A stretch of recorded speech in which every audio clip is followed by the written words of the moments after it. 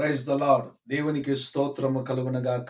క్రీస్తునందు దేవుని బిడలారా, ఈ ఉదయకాలం ప్రభు అయిన యేసు క్రీస్తు నామమున మీకందరికీ వందనములు తెలియచేయుచున్నాను. నేటి వాగ్దానం సమూయేలు రాసిన 2వ గ్రంథం 7వ అధ్యాయము 9వ వచనాన్ని మనం చదువుకుందాం. లోకములోని ఘనులైన వారికి కలుగు పేరు నీకు కలగచేసి ఉన్నాను. దావీదు భక్తునితో వ్రాయబడినటువంటి మాటను గమనించుచున్నాం.